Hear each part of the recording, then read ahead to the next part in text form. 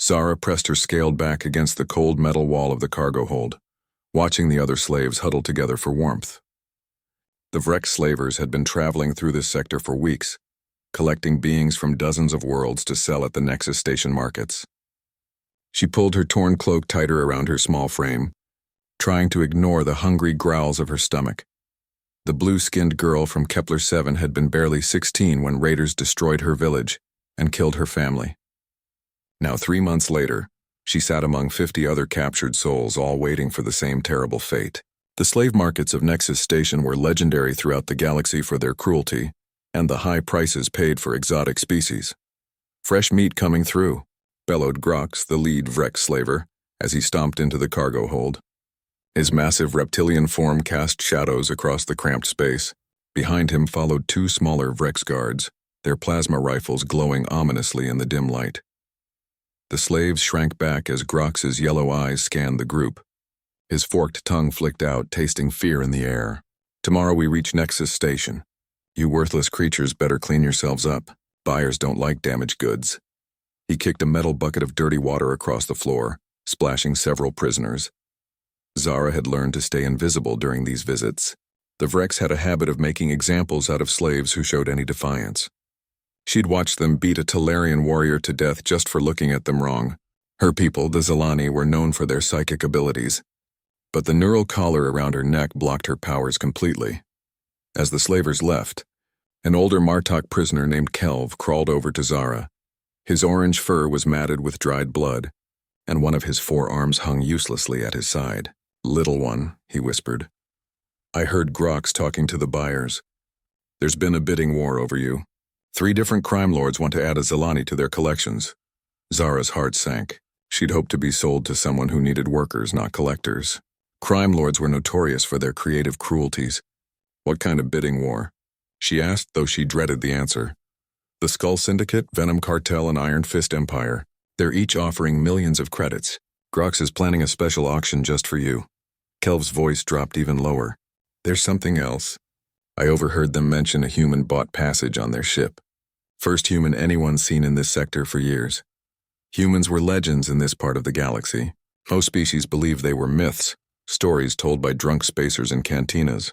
The few who claimed to have met humans described them as either savage beasts or impossibly weak, creatures from a backwater world called Earth.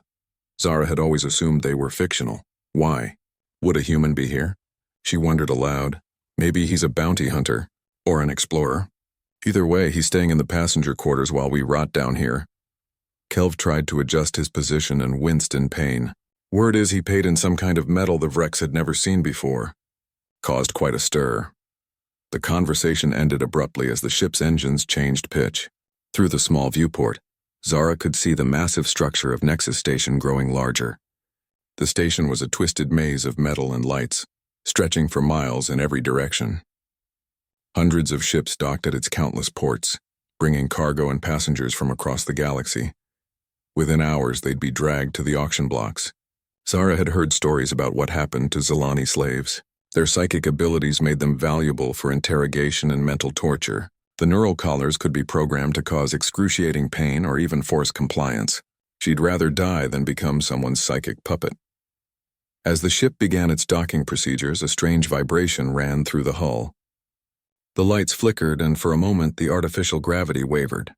Several slaves cried out in alarm, but the ship quickly stabilized. Zara felt something odd, though. For just an instant, her psychic senses had flickered to life as if the neural collar had briefly malfunctioned. "What was that?" whispered a young Corvan girl who'd been captured from a mining colony.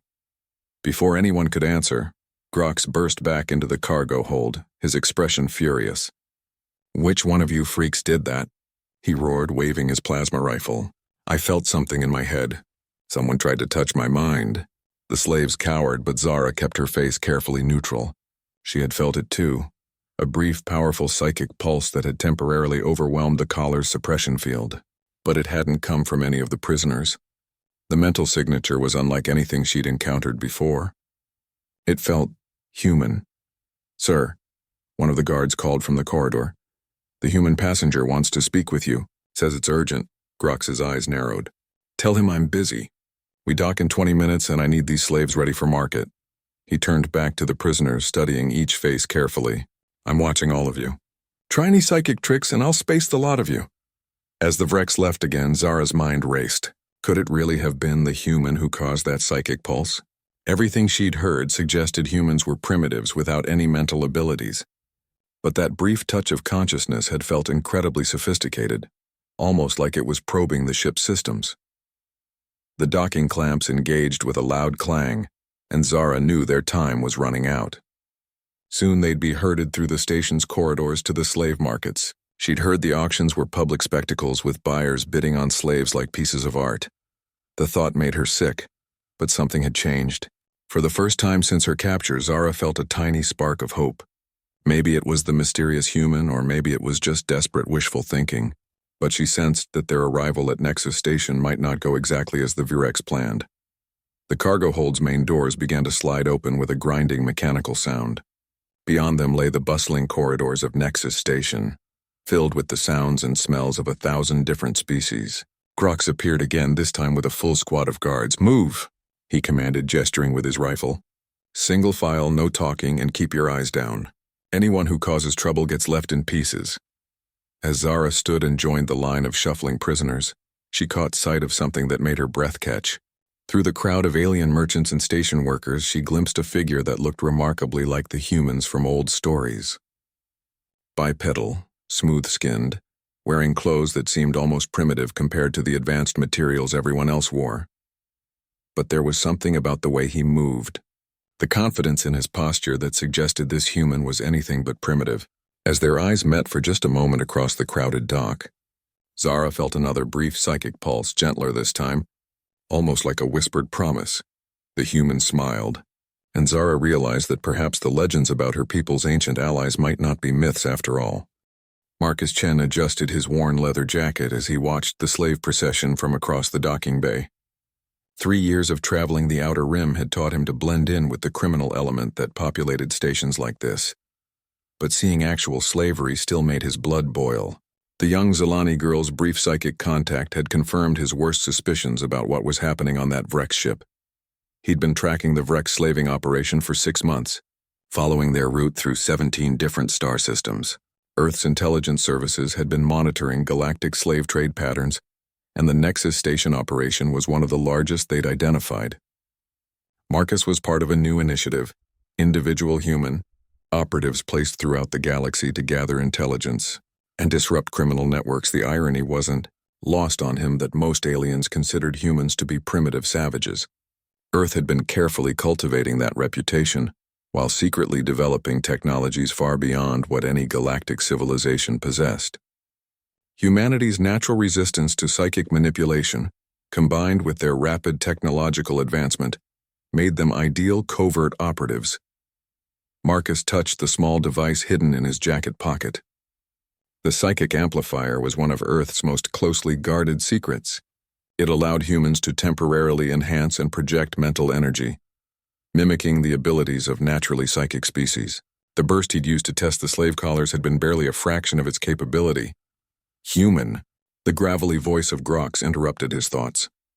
The massive Vrex approached with his entourage of guards, clearly agitated. I want to talk to you about payment for passage. Marcus turned slowly, keeping his expression neutral. Something wrong with the platinum I gave you. Your scanner confirmed its purity. Where did a primitive species like yours get refined platinum? That metal doesn't exist in any known human territory. Grox's yellow eyes narrowed suspiciously. I'm starting to think you're not what you seem. I'm a trader, Marcus replied calmly. Humans might be primitive, but we're good at finding valuable things others miss. That platinum came from asteroid mining in our home system. He shrugged. If you want to give it back, I'm sure someone else will appreciate it. Grox's forked tongue flicked out, but he backed down. The platinum was worth a fortune, and Vrex were nothing if not greedy. Just remember, human, this is my operation. Don't interfere with my business. As Grox stomped away, Marcus activated his jacket's hidden communication device. The message would bounce through 17 relay satellites before reaching Earth Command. But within minutes, Admiral Sarah Kim would know the situation at Nexus Station. The slave auction was set to begin in 4 hours. Marcus had already identified the 3 crime lords bidding on the Zalani girl. Thane Blackclaw of the Skull Syndicate, Vesa the Poisoner from the Venom Cartel, and General Korath of the Iron Fist Empire. Each one was on Earth's priority target list for different reasons. Marcus made his way through the station's winding corridors, past cantinas filled with smugglers and shops selling illegal weapons. Nexus Station existed in a legal gray area between 3 different galactic governments, making it a haven for criminals and outcasts. The perfect place for a human to operate unnoticed. He found what he was looking for in a small electronics shop run by a nervous betazoid named Plix. The shop's real business was selling illegal surveillance equipment and signal jammers. Marcus had done his research and knew that Plix owed money to some very dangerous people. "I need specialized jamming equipment," Marcus said, placing a small bag of rare earth metals on the counter, "something that can disrupt neural control collars within a 50-meter radius." Plix's large eyes went wide as he examined the contents of the bag. "This is osmium. Where did you get military-grade osmium?" He looked around nervously. "That kind of jamming equipment is highly illegal. The Galactic Enforcement Division would shut me down permanently." Marcus leaned closer. "The GED is the least of your worries. I know about your debt to the Crimson Claw Syndicate. 300,000 credits due in 2 days. That osmium is worth twice that amount." The betazoid's skin color shifted to a pale green, a sign of extreme stress among his species. "How did you know about that?" "Let's just say humans are better informed than most people think. Get me the jamming equipment and your debt problems disappear. Refuse and I walk away, leaving you to explain to the Crimson Claws why you turned down easy money." 20 minutes later, Marcus walked out with a military-grade neural jamming device disguised as a standard datapad. Plix had even thrown in a detailed map of the auction facility's security systems. Fear was a powerful motivator, and Marcus had learned to use it efficiently. The auction house occupied 3 levels of Nexus Station's commercial district. The main floor featured a raised platform surrounded by luxury viewing boxes for high-paying customers. The basement level housed holding cells for the slaves, while the upper level contained private negotiation rooms for buyers who preferred discretion.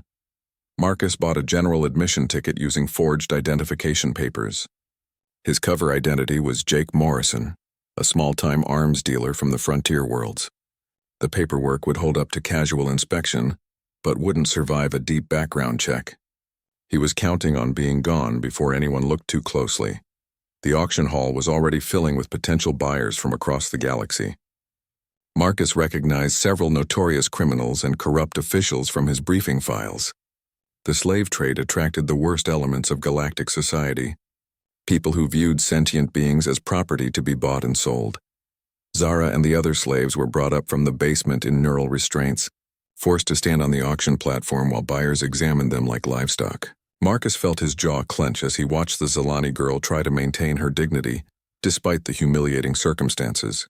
Her people had once been allies of early human space explorers, before the galactic community forced Earth into isolation. The auctioneer, a cybernetically enhanced Rigelian, began the proceedings with smaller lots of common slaves. Laborers, servants, and other standard merchandise sold quickly for modest prices. Marcus noted the locations of security guards and exit routes while pretending to browse the auction catalog. When Zara was finally brought forward, the atmosphere in the room changed. Several buyers leaned forward in their seats, and Marcus could see the 3 crime lords in their private boxes preparing to bid. The auctioneer's voice took on an excited tone as he described the girl's rare psychic abilities and potential applications. "Ladies and gentlemen, we have here a genuine Zalani psychic, barely 16 standard years old. Her neural patterns show exceptional strength, and she's had no previous conditioning. The starting bid is 1 million credits." The bidding escalated rapidly. Thane Blackclaw and General Korath traded increasingly aggressive bids while Vesa the Poisoner watched from her box, waiting for the perfect moment to strike. Marcus activated the neural jamming device, keeping the signal low enough to avoid detection by station security. Within minutes, the bidding reached 15 million credits, and Marcus could see the strain on the participants. These weren't legitimate business people. They were killers and tyrants who'd accumulated wealth through violence and intimidation. The thought of any of them owning another sentient being made his stomach turn. As the auction approached its climax, Marcus made his move. He stood up from his seat and walked calmly toward the platform, ignoring the surprised looks from other attendees. Security guards moved to intercept him, but he raised his hands peacefully. "Gentlemen," Marcus called out in a voice that carried throughout the hall, "before we conclude this auction, I think we should address a small legal matter." The auctioneer looked confused. "Sir, this is a closed auction. Please return to your seat or security will escort you out." Marcus smiled and pulled out what appeared to be a standard data pad. "I represent the Terran Federation Trade Commission. We've been investigating reports of stolen property being sold through this establishment." He gestured toward Zara. "That young woman is a Federation citizen, and her sale would violate 17 different interstellar treaties." The claim was complete fiction, but delivered with such confidence that several buyers began muttering uncertainly. Marcus was counting on the galaxy's general ignorance about human government structures and legal authority. Most aliens assumed Earth was too primitive to have legitimate interstellar treaties.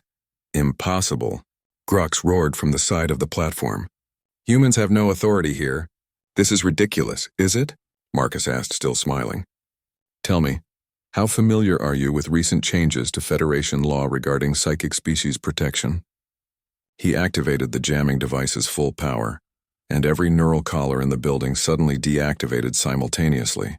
The effect was immediate and dramatic. 50 freed slaves suddenly found themselves able to access their natural abilities for the first time in months.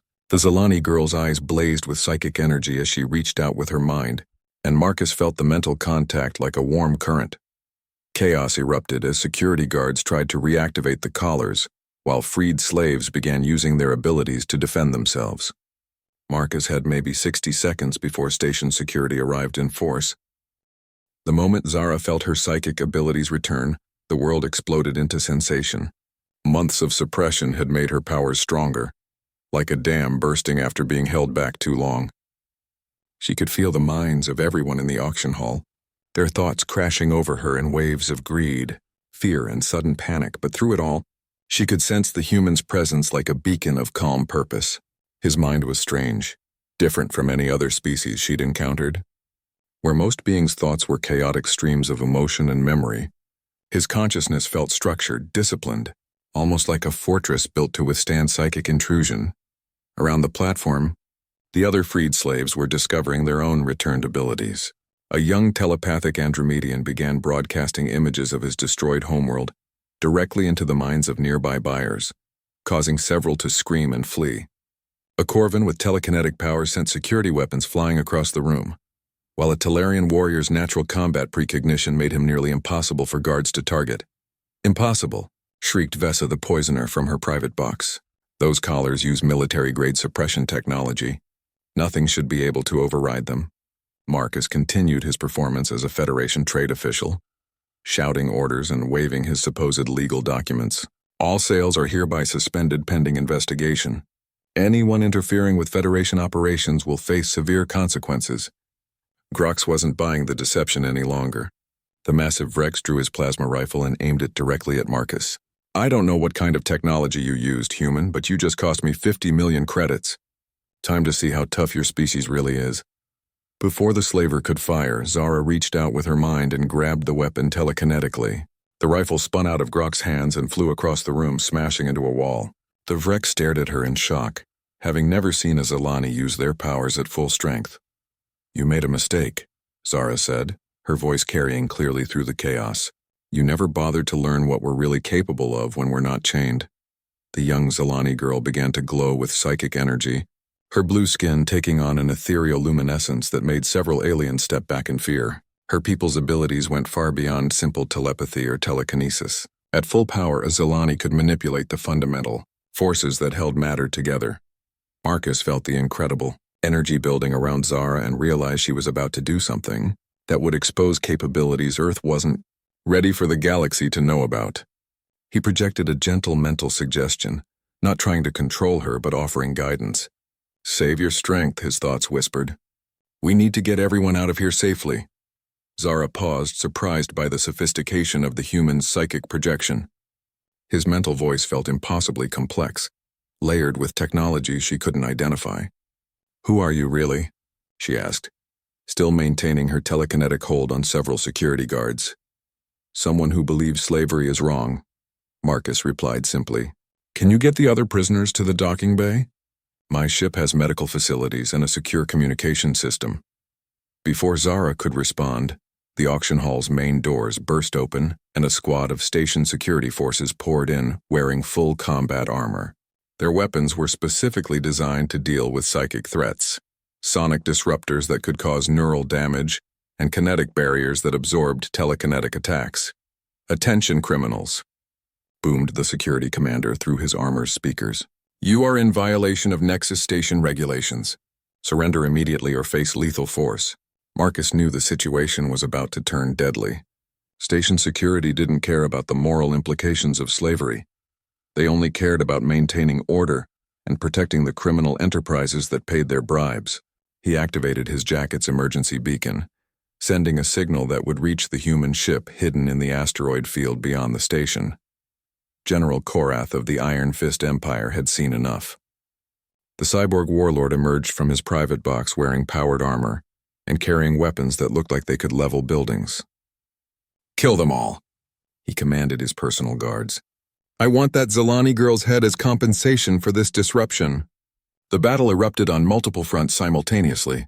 Station security engaged the freed slaves with sonic weapons, while Korath's mercenaries opened fire with military-grade plasma cannons. The auction hall's luxury fixtures disintegrated under the crossfire as panicked buyers scrambled for exits. Marcus drew what appeared to be a simple projectile pistol, causing several aliens to laugh despite the chaos.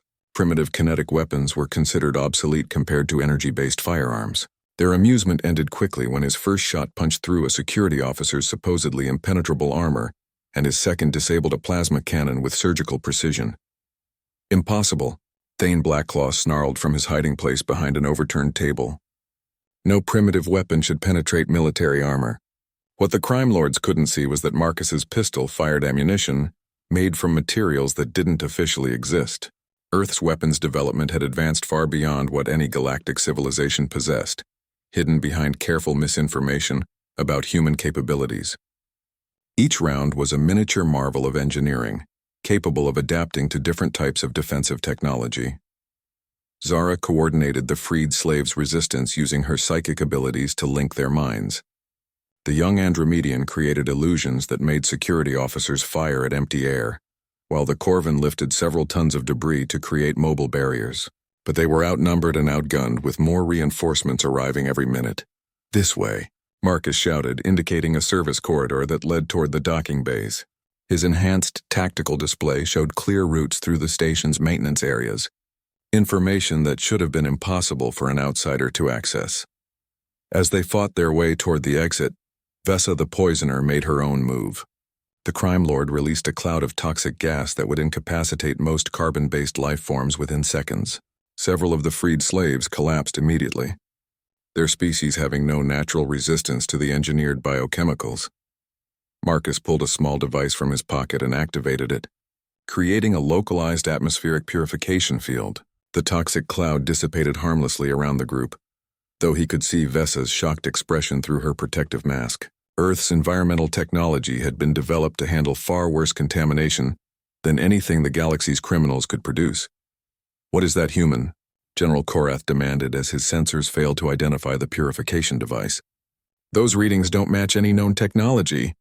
The running battle continued through Nexus Station's corridors, with Marcus leading the freed slaves toward Docking Bay 94. Behind them, the sounds of pursuit grew louder as more security forces joined the hunt. The humans' calm confidence was keeping everyone together, but Zara could sense the massive effort he was putting into maintaining their defense. They reached a maintenance shaft that would take them directly to the docking level, but it was heavily guarded. A dozen security officers in full combat gear blocked their path, with heavy weapons that could vaporize anyone who tried to rush them. "End of the line, freaks," the security captain called out. "Surrender now and we might leave enough pieces for identification." Marcus looked at Zara and the other freed slaves, seeing the exhaustion in their faces. They'd pushed their recently restored abilities to the limit, and several were injured from the fighting. But giving up meant death or worse, return to slavery under even more brutal conditions. "Trust me," he said quietly, pulling out what looked like a simple communication device. "Earth takes care of its allies." Zara felt his mental touch again, this time sharing tactical information at incredible speed. In her mind, she could see the entire station's layout, the locations of every security team, and the approach vector of something moving rapidly through space toward their position. "What's coming?" she asked, though part of her already knew. Marcus smiled grimly as explosions began echoing through the station's outer hull. Backup. Through the viewport in the corridor, Zara caught sight of a ship unlike anything she'd ever seen. It moved with impossible grace for something its size, and its weapons were reducing Nexus Station's defensive platforms to scrap metal with surgical precision. The design was clearly human, but the technology it displayed was decades ahead of anything the galaxy thought Earth possessed. The security forces blocking their path were receiving frantic communications from their commanders. Reports flooded in of human ships appearing throughout the system, engaging criminal vessels with devastating effectiveness. What had started as a simple slave auction was rapidly becoming a full-scale military operation. "Attention all personnel," came an announcement over the station's communication system. "This is Captain Sarah Rodriguez of the Terran Federation Navy. Nexus Station is under new management. All slavery operations will cease immediately, and all captive individuals will be released to Federation custody. Compliance is not optional." Marcus watched the security officers' faces as they realized they were no longer dealing with a single human troublemaker, but with what appeared to be an entire military fleet. Earth had... Admiral Sarah Kim stood on the bridge of the TNV Endeavor, watching through the main view screen as her fleet systematically dismantled Nexus Station's defenses. The operation was proceeding exactly as planned, with minimal casualties on both sides. Earth's military doctrine emphasized overwhelming technological superiority over brute force, making resistance pointless rather than costly. "Admiral," reported Commander Torres from the tactical station, "station security has surrendered. All slaveholding facilities are secure, and medical teams are beginning emergency treatment of rescued individuals. Casualty count is surprisingly low, mostly minor injuries and exhaustion." Kim nodded approvingly. The success of Operation Liberation had depended on perfect timing and coordination across 17 star systems simultaneously. Every major slave trading hub in the sector was being neutralized at the same moment, preventing the criminal networks from simply relocating their operations. "Status on Agent Chen and the priority rescue targets?" she asked. "Safe aboard the Normandy with 47 freed slaves. Medical reports indicate the Zalani subject is in remarkable condition considering her ordeal. Her psychic abilities appear to have protected her from the worst psychological damage." Down in the Normandy's medical bay, Zara was experiencing her first taste of human medical technology. The diagnostic scanners were unlike anything she'd encountered, analyzing her condition at the cellular level while simultaneously monitoring her psychic energy patterns. Dr. Lisa Park, the ship's chief medical officer, worked with gentle efficiency to treat the malnutrition and stress damage from months of captivity. "Your people's physiology is fascinating," Dr. Park commented as she adjusted the nutrient IV. "Your psychic abilities seem to be tied directly to your neurochemical balance. The suppressors those animals used were actually poisoning you slowly." Marcus entered the medical bay carrying a tray of food that smelled wonderful after months of slave rations. "How's she doing, Doc?" "Better than expected. Her species has remarkable resilience, and being young probably saved her life. Give her a few days of proper nutrition and rest, and she'll be fine physically. The psychological healing might take longer." Zara looked between the two humans, still amazed by how different they were from galactic prejudices. "I don't understand. Why did your people risk so much to save us? Earth has no trade relationships with most of our species. There's no profit in it." Marcus sat down beside her bed, his expression serious. "Because slavery is wrong. It doesn't matter if you're human, Zalani, or any other sentient species. Freedom isn't something you earn or deserve. It's something you're born with." "But the cost..." Zara gestured toward the view screen showing the massive human fleet. "Ships, weapons, soldiers. This operation must have cost billions of credits." Dr. Park exchanged a look with Marcus. "Credits aren't really a concern for us anymore. Earth's economy doesn't work the way most galactic civilizations expect." Before Zara could ask what that meant, alarms began sounding throughout the ship. Marcus immediately stood and activated a wall display showing tactical information. "What's the situation?" Admiral Kim's voice came through the intercom. "All hands, prepare for possible combat. Long-range sensors are detecting a large fleet approaching our position. Configuration matches hegemony warships. The Galactic Hegemony was the most powerful military force in known space, controlling nearly 40% of inhabited systems through a combination of advanced technology and political influence. If they were responding to the human action at Nexus Station, it meant Earth had just escalated from a police action to a potential interstellar war. Zara felt fear spike through her system. The hegemony doesn't intervene in criminal matters unless their interests are threatened directly. Why would they care about a slave trading station? Marcus's expression had turned grim. Because several hegemony officials were investors in the slave trading networks.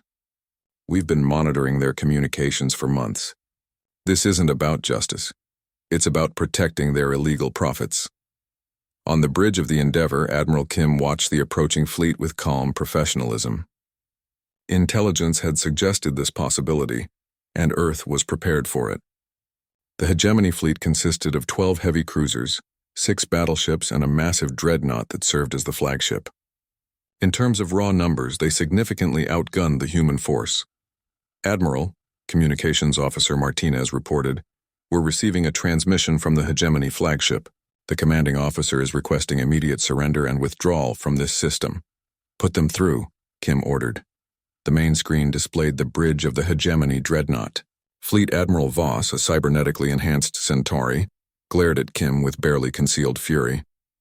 His species had been among the first to join the hegemony, trading their independence for technological advancement and military protection.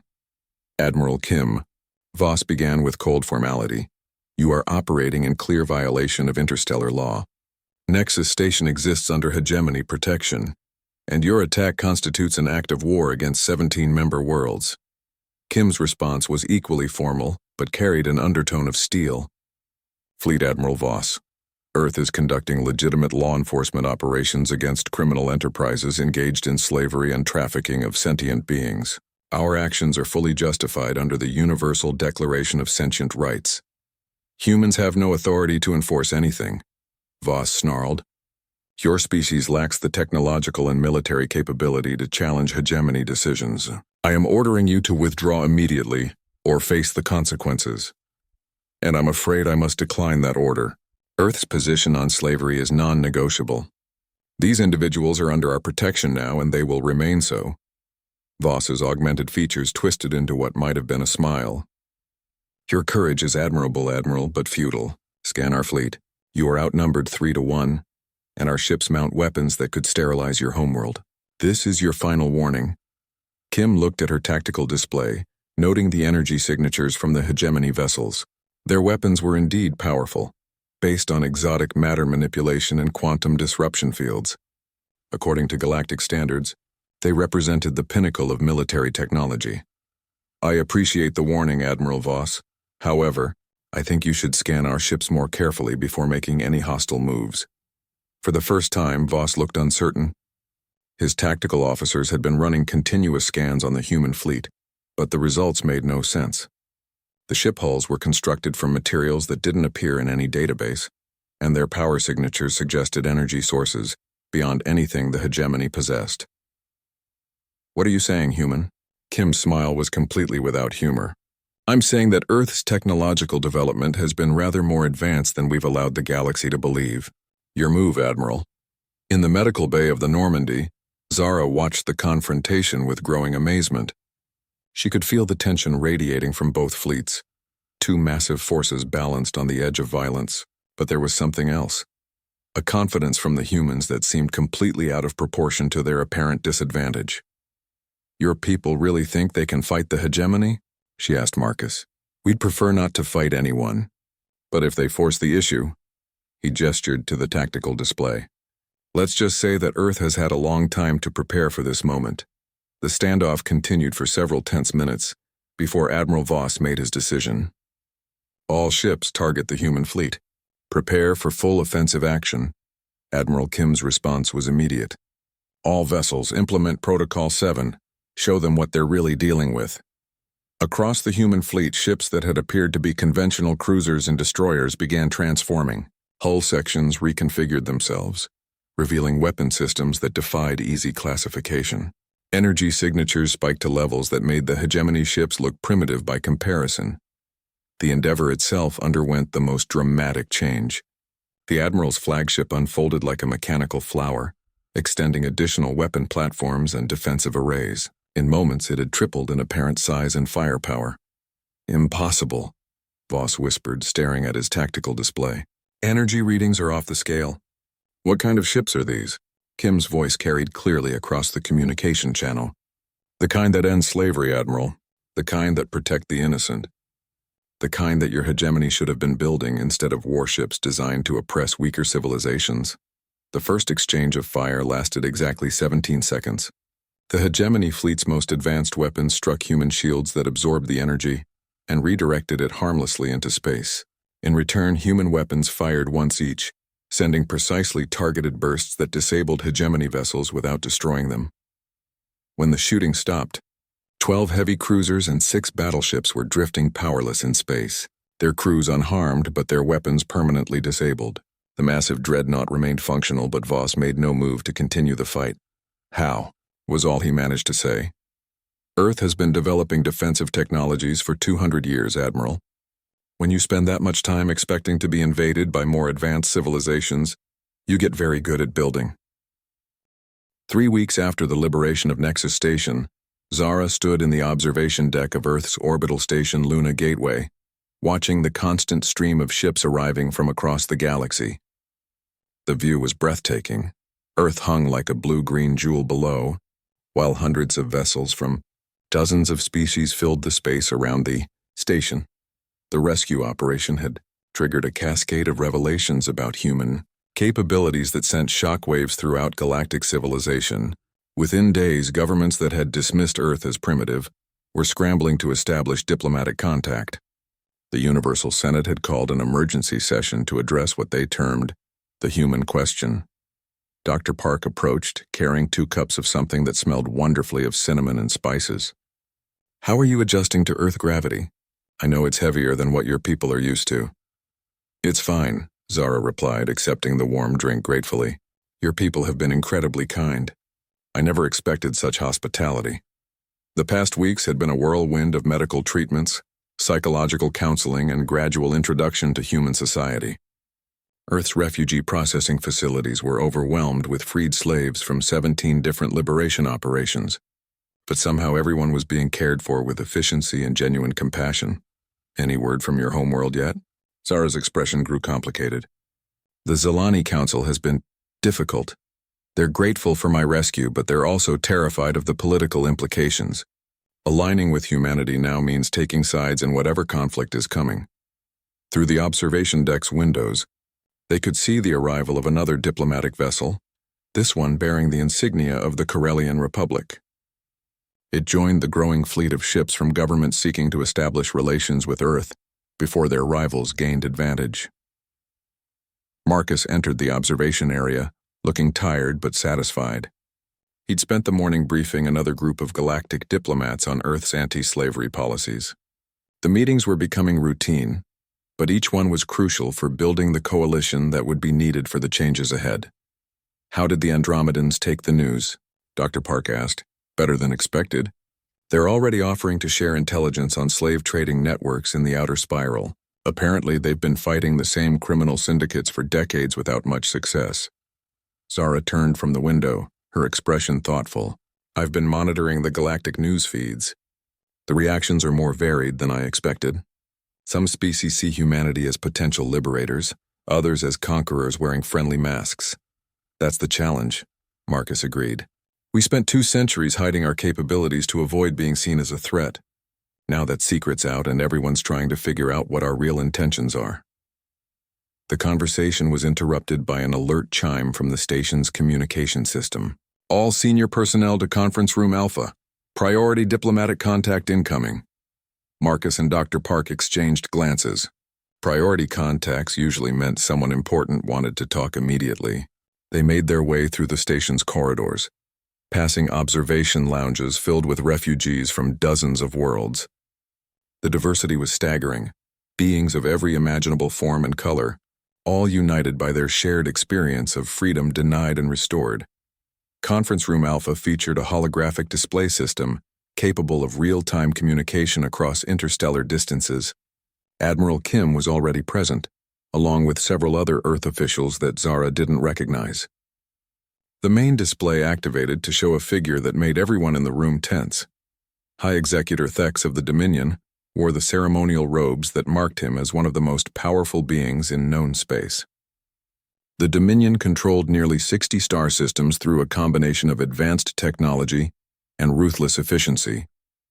Unlike the hegemony's military approach, they preferred economic and political manipulation to achieve their goals. Admiral Kim, Thex began without preamble, the Dominion has been monitoring your recent activities with great interest. We wish to propose a meeting to discuss mutual cooperation. Kim's response was carefully neutral. High Executor, what kind of cooperation did you have in mind? The slave trading networks you've been disrupting were causing significant economic instability in our territory. Their elimination serves Dominion interests as well as your own moral objectives. We believe our goals may be more aligned than you realize. Zara felt a chill run down her spine. The Dominion's definition of economic stability usually involved exploiting weaker species through legal means rather than outright slavery. Their interest in cooperation was almost certainly self-serving. We appreciate your perspective, High Executor. However, Earth's position on sentient rights extends beyond just slavery. We're not interested in simply replacing illegal exploitation with legal versions. Thex's expression didn't change, but there was a subtle shift in his tone. Your moral certainty is admirable, Admiral, but naive. Galactic civilization is built on hierarchies of power and influence. Your species may have developed impressive military capabilities, but you lack the political sophistication to navigate the complexities of interstellar governance. Perhaps you underestimate us in that area as well, Kim replied smoothly. The communication ended without resolution, but everyone in the room understood the implications. The Dominion was testing Earth's resolve and trying to establish what kind of threat or opportunity humanity represented. The response would determine whether they became allies, enemies, or something more complex. After the other officials left, Zara remained with Marcus and Admiral Kim. The High Executor is right about one thing, she said quietly. Galactic politics are incredibly complex. Most species have spent centuries learning how to balance competing interests and maintain stable relationships. Kim nodded thoughtfully. Earth's isolation has been both a blessing and a curse. We've had time to develop our technology and social systems without external pressure, but we lack experience in large-scale diplomacy, which is why we need allies who understand how the game is played, Marcus added. Species like yours, Zara, the Zilani have been part of galactic civilization for millennia. Your people's insights could be invaluable. Zara felt the weight of that responsibility. The decisions made in the coming months would shape the relationship between humanity and the rest of the galaxy for generations. Her own people were divided about how to respond. Some wanted to support Earth's moral crusade, while others preferred the safety of neutrality. Over the following days, the stream of diplomatic contacts continued. The Aquarian Federation offered technological exchanges. The Crystal Collective proposed economic partnerships. Even some of the minor powers began reaching out, sensing an opportunity to gain influence by aligning with Earth early. But not all the attention was positive. Intelligence reports indicated that several criminal organizations were pooling resources to strike back at human operations. The slave trading networks Earth had disrupted represented billions of credits in illegal profits, and their backers weren't going to accept the losses quietly. More concerning were the military buildups in several hegemony systems. While Admiral Voss had been forced to withdraw from Nexus Station, the defeat had humiliated the hegemony leadership. Intelligence suggested they were developing new weapons, specifically designed to counter human defensive technologies. The situation came to a head during a routine diplomatic reception in Luna Gateway's main conference center. Representatives from 30 different species had gathered to discuss the formation of a new interstellar rights organization. The event was proceeding smoothly until alarms began sounding throughout the station. All personnel to emergency stations, came the announcement. Unknown vessels approaching at high velocity. Hostile intent confirmed. Through the conference center's main windows, they could see ships decloaking throughout the Earth system. The designs were unfamiliar, but their weapons were already charging for attack.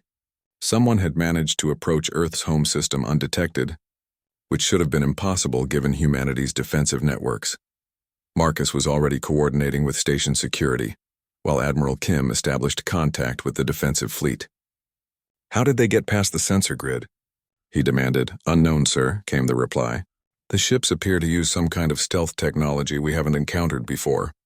They're not matching any known configurations in our database." Zara reached out with her psychic abilities, trying to sense the minds aboard the attacking vessels. What she found chilled her to the bone. "They're not alive," she reported. "The ships are crewed entirely by artificial intelligences. No biological minds at all." The implications were terrifying. AI-controlled warships would be immune to psychic influence and could coordinate attacks with perfect precision. Worse, they could sacrifice themselves without hesitation if it would achieve their objectives. "Who is that kind of technology?" Admiral Kim asked. "No one officially," Marcus replied, scanning the tactical data streaming across his displays. "But there are rumors about Black Project research facilities in the Outer Rim. Someone's been developing these weapons in secret." The first wave of attacks began with surgical precision. The AI ships targeted Earth's defensive platforms and communication relay. 1 year after the Battle of Earth, as historians would later call it, Zara stood before the Grand Assembly of the newly formed Galactic Freedom Alliance. The massive amphitheater on the neutral world of Harmony Station housed representatives from over 200 species, all united by a commitment to ending slavery and protecting sentient rights throughout the galaxy. The transformation had been remarkable. What began as a desperate human rescue operation had evolved into the largest peaceful revolution in galactic history. The Alliance now controlled or influenced nearly half of all inhabited systems, and membership continued to grow as more worlds chose freedom over the old hierarchies of oppression. "Distinguished delegates," Zara began, her voice carrying clearly through the chamber's translation systems. "1 year ago I was a slave, considered property to be bought and sold. Today I stand before you as the elected representative of 17 liberated worlds.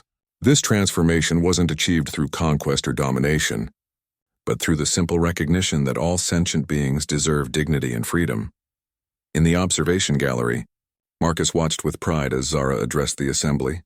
She had become one of the Alliance's most effective diplomats, using her experiences and natural empathy to bridge differences between species that had been enemies for centuries. Her journey from slavery to leadership had become a symbol of hope throughout the galaxy. Beside him, Dr. Park made notes on her tablet. "The medical surveys from the liberated worlds are showing remarkable improvements in mental health indicators. Turns out freedom actually is good for people. Who would have thought?" Marcus smiled at her dry humor. "Any word from the hegemony territories?" 3 more systems requested Alliance membership this week.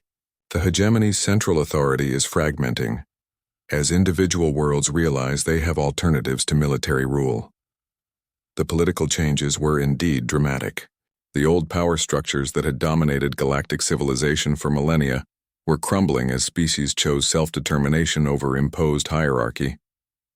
Not all the transitions were peaceful, but the Alliance's commitment to protection and support was making resistance to change increasingly difficult. Admiral Kim entered the observation gallery, carrying reports from the latest liberation operations. "The Outer Rim slavers are completely finished," she reported. "The last 3 criminal strongholds surrendered without a fight when they saw our fleet approaching. Word is spreading that resistance is futile." "Any casualties?" Marcus asked. "None on our side. The criminals are starting to surrender rather than fight. Apparently, facing certain defeat and guaranteed prosecution is less appealing than it used to be." In the assembly hall below, Zara was presenting the annual report on liberation efforts. "In the past year, we have freed over 2 million sentient beings from various forms of bondage. More importantly, we have established legal frameworks and support systems to ensure that freedom once gained cannot be easily lost again." The statistics were staggering. Entire industries built on exploitation had been dismantled and rebuilt with fair labor practices. Criminal organizations that had operated with impunity for centuries found themselves hunted by coordinated Alliance operations. The economic disruptions were massive but temporary, as freed populations quickly became productive citizens of the new order. "However," Zara continued, "our work is far from over. Intelligence reports indicate that remaining criminal elements are consolidating in the lawless regions beyond Alliance territory. We must remain vigilant and continue expanding our reach until no corner of the galaxy remains safe for those who would enslave others. High Executor Thex of the Dominion rose from his delegation's seats. Despite their initial resistance, the Dominion had eventually joined the Alliance when their own slave-dependent territories began demanding freedom. Thex himself had undergone a remarkable transformation, becoming one of the Alliance's most effective advocates. Honored Speaker, he addressed Zara formally. The Dominion wishes to propose expanded operations in the Perseus arm. Our intelligence networks have identified major trafficking routes that could be disrupted with coordinated action. The cooperation between former enemies still amazed many observers. Species that had fought bitter wars were now working together toward common goals. The Alliance's emphasis on rehabilitation rather than punishment had allowed even former oppressors to find redemption through service to freedom. Zara nodded approvingly. The proposal will be reviewed by the Operations Committee. I want to remind all delegates that our success depends not on military might alone, but on offering better alternatives to existing systems. Force without justice is merely another form of tyranny. After the session ended, delegates mingled in the station's central plaza, a vast space with artificial sky and carefully maintained gardens from dozens of worlds. The diversity of beings present would have been impossible just years earlier. When species segregation and mutual mistrust dominated galactic politics, Zara found herself approached by a young human woman wearing the uniform of Alliance intelligence. Speaker Zara, I'm Agent Jennifer Park, Dr. Park's daughter. I wanted to thank you personally for what you did during the Earth crisis. Your mother is the one who deserves thanks, Zara replied. Her medical care probably saved my life, and her research has helped millions of freed slaves recover from their ordeals. She says you saved Earth by calling for help when those AI ships attacked. The Alliance fleet wouldn't have arrived in time without your broadcast. Zara looked around at the thriving community of former enemies now working together. I think we all saved each other. That's what Alliance really means, recognizing that our fates are connected. Marcus approached with Admiral Kim and several other Earth officials. The Council has approved funding for the new rehabilitation centers, he reported. We'll be able to triple our capacity for helping freed slaves transition to independent lives. And the hegemony territories? Zara asked. Admiral Voss himself has requested Alliance assistance in dismantling their remaining forced labor facilities.